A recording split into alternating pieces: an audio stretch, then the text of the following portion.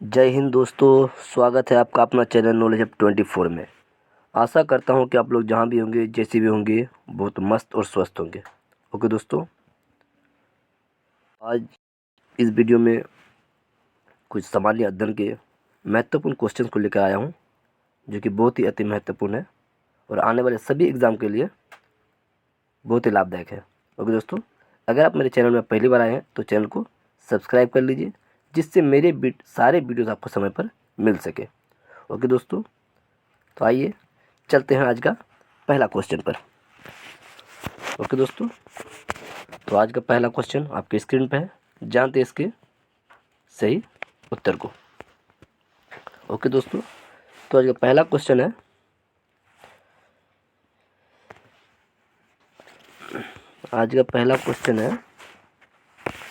Question number 1 ये कह रहे हैं कि निम्नलिखित में से तत्वबोधिनी नामक सभा की स्थापना किसने की थी।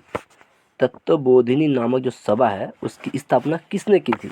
आपका ऑप्शन है राजा राम मोहन रॉय ने, ऑप्शन बी है केशव चंद्र ने, ऑप्शन सी है देवेंद्रनाथ टैगोर ने, ऑप्शन डी है द्वारकानाथ टैगोर ने।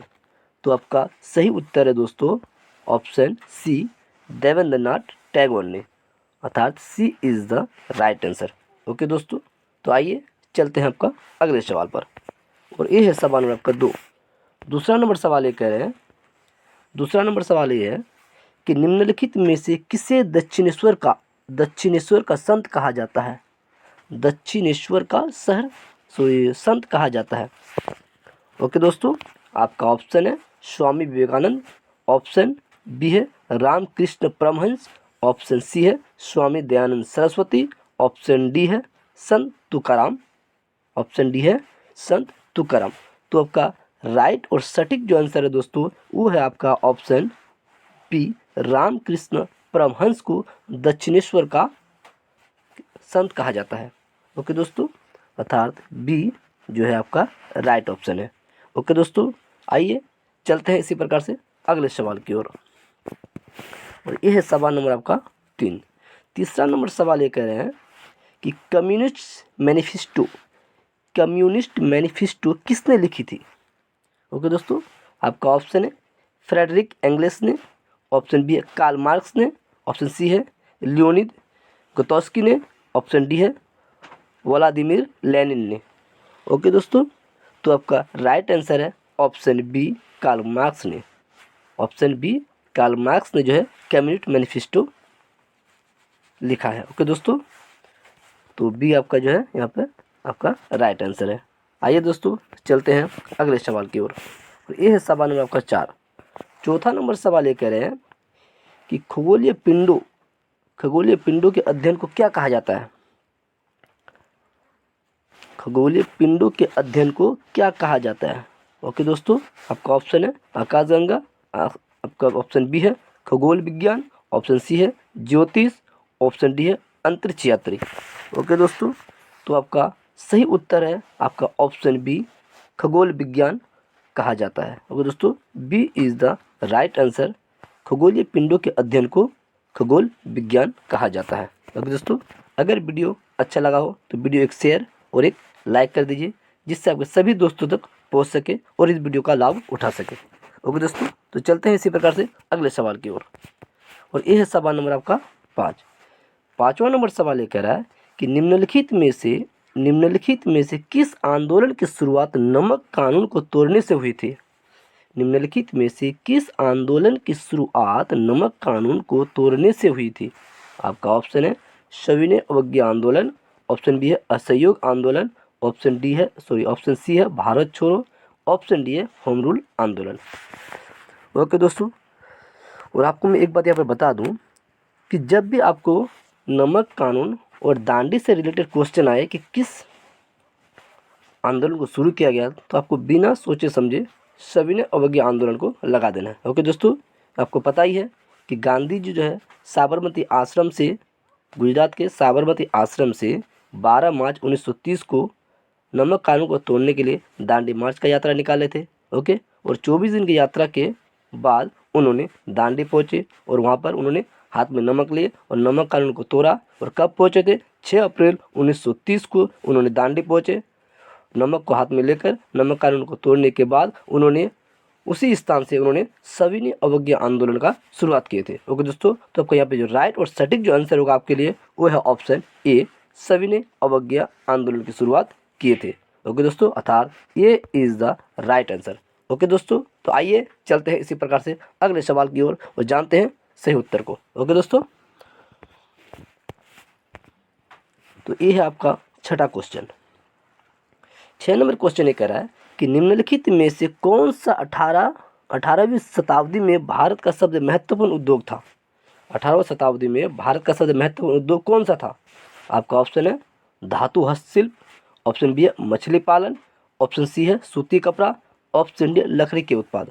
तो 18 शताब्दी में जो भारत का महत्वपूर्ण उद्योग था वो था आपका सूती कपड़ा, अर्थात C is the right answer. Okay दोस्तों, सूती कपड़ा जो था, सूती कपड़ा उद्योग उस समय बहुत ही महत्वपूर्ण था। ओके दोस्तों, सी आपका जो है वो राइट आंसर है। ओके दोस्तों, तो आइए चलते हैं इसी प्रकार से अगले सवाल की ओर और यह है सवाल नंबर आपका 7वां नंबर सवाल ये कह रहा है दोस्तों कि चंद्रमा जो है, चंद्रमा पृथ्वी के चारों ओर अपना एक चक्कर लगाने में कितना दिन लगाता है? चंद्रमा जो है पृथ्वी का चारों ओर चक्कर लगाता है। ओके दोस्तों, पृथ्वी का चारों ओर चक्कर लगाता है क्योंकि उसका उपग्रह है। ओके, पृथ्वी का उपग्रह कौन है? चंद्रमा है। एकमात्र पृथ्वी का जो है वो क्या है? चंद्रमा जो क्या है उपग्रह है। वो पृथ्वी के चारों ओर चक्कर लगाते हैं, तो उस चक्कर लगाने में कितना दिन का समय लगता है? ओके दोस्तों, तो आपका ऑप्शन है 28 दिन, ऑप्शन बी है 29 दिन, ऑप्शन सी है 27 दिन, ऑप्शन डी है 30 दिन। तो आपका सही उत्तर है दोस्तों ऑप्शन सी। ऑप्शन सी जो है आपका राइट आंसर है, अर्थात 27 दिन का समय लगता है एक चक्कर लगाने में चंद्रमा को पृथ्वी का। ओके दोस्तों, जो एग्जैक्ट टाइम है वो है 27 दिन 8 घंटे। ओके दोस्तों, 27 दिन 8 घंटे टाइम है। ओके, लेकिन यहाँ पर आपका नियरेस्ट दिया है तो आपको 27 लेंगे। ओके दोस्तों, और बात करें हम बात करेंगे किसका, क्या नाम है इसका? चंद्रमा का। चंद्रमा जो है पृथ्वी का एकमात्र उपग्रह है और चंद्रमा को ही जीवाश्म ग्रह कहा जाता है। ओके दोस्तों, चंद्रमा को ही क्या कहा जाता है? जीवाश्म ग्रह कहा जाता है। ओके दोस्तों, आपको पता है कि आपका जो ऑप्शन है वो सी आपका राइट आंसर है। ओके, तो आइए चलते हैं इसी प्रकार से अगले सवाल की ओर और यह है सवाल नंबर आपका 8। 8वां नंबर सवाल ये कह रहा है कि मानव अधिकार दिवस किस दिन मनाया जाता है? ओके दोस्तों, तो आपका ऑप्शन है 11 दिसंबर को, ऑप्शन बी है 10 दिसंबर को, ऑप्शन सी है 12 दिसंबर को, ऑप्शन डी है 9 दिसंबर को। ओके दोस्तों, तो आपका सही उत्तर है ऑप्शन बी 10 दिसंबर को। ओके दोस्तों, 10 दिसंबर को 10 दिसंबर को मानव अधिकार दिवस मनाया जाता है। ओके दोस्तों, तो आइए चलते हैं अगले सवाल की ओर। यह है सवाल नंबर आपका 9 नंबर सवाल एक है कि राजमाला भारत के किस राज्य के इतिहास का महत्वपूर्ण स्रोत है? राजमाला जो है भारत के किस राज्य का इतिहास का स्रोत है?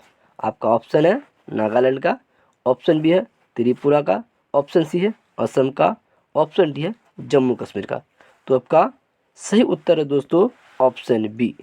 Option B is the right answer, अर्थात त्रिपुरा का। ओके दोस्तों, त्रिपुरा का राजमाला जो है क्या है? इतिहास का महत्वपूर्ण स्रोत है। ओके दोस्तों, राजमाला जो है त्रिपुरा का क्या है? महत्वपूर्ण इतिहास का स्रोत है। ओके दोस्तों, और एक बात और भी यहाँ पे बता दूं आपको, त्रिपुरा जो है बांग्लादेश से 3 ओर से घिरा हुआ है। बांग्लादेश से 3 ओर से त्रिपुरा घिरा हुआ है। ओके दोस्तों, आइए चलते हैं इसी प्रकार से अगले सवाल की ओर। ये है सवाल नंबर आपका 10वां नंबर सवाल लेकर है कि संचार उपग्रह है किस वायुमंडलीय स्तर में स्थित है? संचार उपग्रह किस वायुमंडलीय स्तर में स्थित होते हैं? ओके दोस्तों, आपका ऑप्शन है क्षोभ मंडल, ऑप्शन बी है समताप मंडल, ऑप्शन सी है मध्य मंडल, ऑप्शन डी है आयन मंडल। ओके दोस्तों, तो आपका सही आंसर है ऑप्शन डी आयन मंडल। ओके दोस्तों, आयन मंडल में जो होता है क्या, संचार उपग्रह स्थित होते हैं। संचार उपग्रह जो स्थित होते हैं वो आयन मंडल में ही स्थित होते हैं। ओके दोस्तों, और आपको ये बता दूं कि वायुमंडल के 5 परत होते हैं। ओके दोस्तों, कितने परत होते हैं, 5 परत होते हैं। ओके, 5 परत होते हैं। ओके, आइए चलते हैं अगले सवाल की ओर, और ये है सवाल नंबर आपका 11। 11 नंबर सवाल ये कह रहे हैं कि पश्चिम बंगाल की सीमाएं कितने देशों के साथ लगी हुई है। पश्चिम बंगाल की जो सीमाएं हैं वो कितने देशों के साथ लगी हुई है। आपका ऑप्शन है, ऑप्शन ए है 1, ऑप्शन बी है 4, ऑप्शन सी है 2, ऑप्शन डी है 3। तो आपका सही उत्तर है दोस्तों ऑप्शन डी 3 देशों के साथ पश्चिम बंगाल की सीमाएं लगी हुई है, 3 देशों के साथ। ओके दोस्तों, 3 देशों के साथ पश्चिम बंगाल की सीमाएं लगी हुई है। ओके दोस्तों, आपका पहला है नेपाल के साथ, दूसरा है बांग्लादेश के साथ, तीसरा है भूटान के साथ। ओके दोस्तों, तीसरा है भूटान के साथ जो है पश्चिम बंगाल की सीमाएं लगी हुई है। ओके दोस्तों, आइए चलते हैं अगले सवाल की ओर। यह है सवाल नंबर आपका 12। 12 नंबर सवाल ये कह रहे हैं कि किस राज्य में सबरीमाला स्थित है। किस राज्य में सबरीमाला स्थित है। ओके दोस्तों, आपका ऑप्शन है, ऑप्शन ए है आंध्र प्रदेश, ऑप्शन बी है केरल, ऑप्शन सी है कर्नाटक में, ऑप्शन डी है तमिलनाडु में। ओके दोस्तों, तो आपका राइट जो आंसर है वो है ऑप्शन आपका बी, केरल में। ओके, सबरीमाला जो स्थित है वो केरल राज्य में स्थित है। ओके दोस्तों, किस में स्थित है, केरल राज्य में स्थित है। केरल की कुछ और बात मैं आपको बता दूं, केरल जो है भारत में सबसे ज़्यादा साक्षरता वाला राज्य है। ओके दोस्तों, सबसे ज़्यादा साक्षरता जो है वहीं का है। एक बात और भी बता दूं, वहाँ पे पुरुष से महिलाओं की संख्या ज़्यादा है दोस्तों। ओके, पुरुष से महिलाओं की संख्या ज़्यादा है। और एक बात और भी आपको मैं बता दूं कि वहाँ पे जो है सभी राज्यों से जितना साउथ का पार्ट है, सभी साउथ के पार्ट से केरल में सबसे ज़्यादा नारियल का उत्पादन होता है। ओके दोस्तों, केरल जो है मसालों के बगीचा के नाम से जाना जाता है। केरल जो है मसालों के बगीचा के नाम से जाना जाता है। ओके दोस्तों, तो आइए चलते हैं इसी प्रकार से अगले सवाल की ओर, और ये है सवाल नंबर आपका 13। 13 नंबर सवाल ये कह रहे हैं कि भूगोल का जनक किसे कहा जाता है। आपका ऑप्शन है हेरोडोटस, ऑप्शन बी है हिप्पारकस, ऑप्शन डी है, ऑप्शन सी है एराटोस्थनीज, ऑप्शन डी है इनमें से कोई नहीं। तो आपका सही और राइट जो आंसर है दोस्तों वो है ऑप्शन सी। ओके, एराटोस्थनीज जो है भूगोल का जनक कहे जाते हैं। C is the right answer. Okay दोस्तों, आइए चलते हैं अगले सवाल की ओर। ये है सवाल नंबर आपका 14। 14 नंबर सवाल ये कह रहे हैं कि भारत में जैव विविधता की दृष्टि से धन्य स्थान कौन सी है। कहने का मतलब ये दोस्तों कि भारत में सबसे ज़्यादा जैव विविधता किस स्थान पर पाई जाती है। कहने का मतलब ये जैव विविधता किस स्थान पर पाई जाती है। ओके दोस्तों, आपका ऑप्शन है पूर्वी घाट में, ऑप्शन बी है थार रेगिस्तान में, ऑप्शन सी है पश्चिमी घाट में, ऑप्शन डी है बंगाल की खाड़ी में। तो आपका सही और राइट जो आंसर है दोस्तों वो है ऑप्शन सी, पश्चिमी घाट पर जो है सबसे ज़्यादा जैव विविधता पाई जाती है।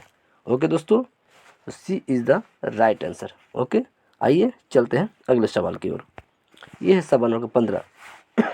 15 नंबर सवाल ये कह रहे हैं कि भारत का कौन सा राज्य 3 ओर बांग्लादेश से घिरा हुआ है। इससे पहले मैंने आपको इस क्वेश्चन का आंसर को बता दिया हूँ। ओके दोस्तों, तो आपका इस क्वेश्चन का जो आंसर है वो आप कमेंट बॉक्स में दीजिएगा। ओके दोस्तों, वो आप कमेंट बॉक्स में कमेंट कीजिएगा।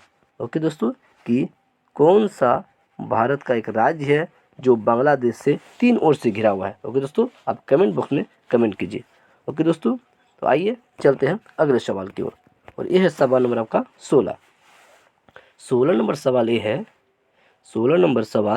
है 16 नंबर सवाल ये है कि भारत में चंदन की लकड़ी के लिए कौन सा राज्य प्रसिद्ध है। ओके दोस्तों, कौन सा राज्य प्रसिद्ध है।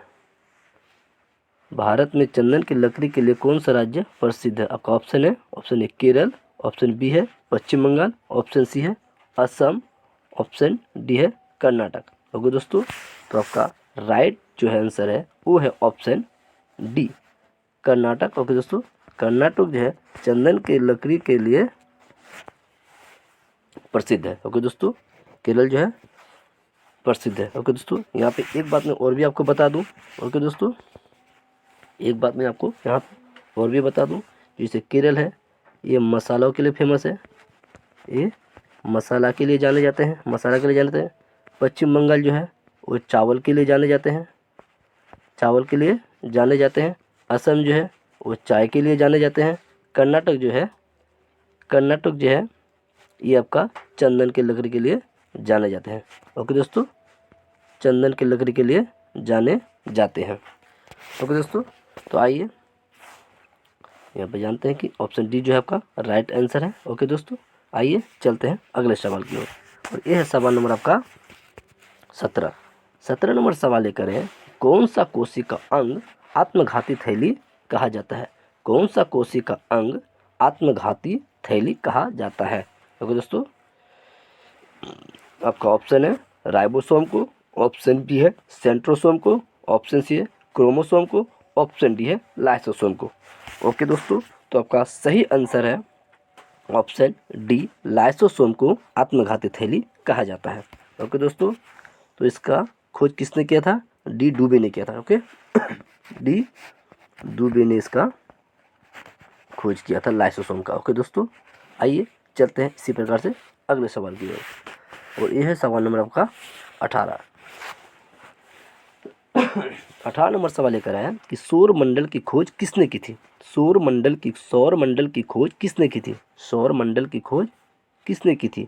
आपका ऑप्शन है कोपरनिकस ने, ऑप्शन बी है केपलर ने, ऑप्शन सी है कार्ल रिटर ने, ऑप्शन डी है आर्यभट्ट ने। ओके बच्चों, हम जानते हैं कि आर्यभट्ट जो है उन्होंने किसका जीरो का खोज किया था। ओके, जीरो का खोज किया था। ओके, तो यहाँ पर जो आपका राइट आंसर है दोस्तों वो है आपका ऑप्शन ए कोपरनिकस ने जो है, कोपरनिकस ने सौर मंडल की खोज किए थे। ओके दोस्तों, तो आइए चलते हैं इसी प्रकार से अगले सवाल की ओर। यह है सवाल नंबर आपका 19।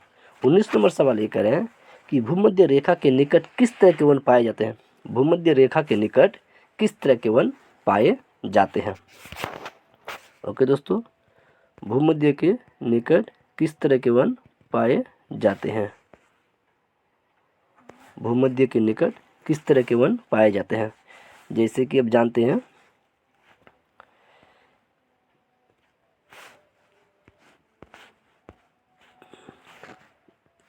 ये आपका भूमध्य रेखा होता है। ओके, ये आपका भूमध्य रेखा होता है, इसके निकट की इस एरिया की बात कर रहे हैं वो लोग, इस एरिया की बात कर रहे हैं। इस एरिया में जो है किस तरह के वन पाए जाते हैं, इस तरह इस यहाँ पर किस तरह के वन पाए जाते हैं।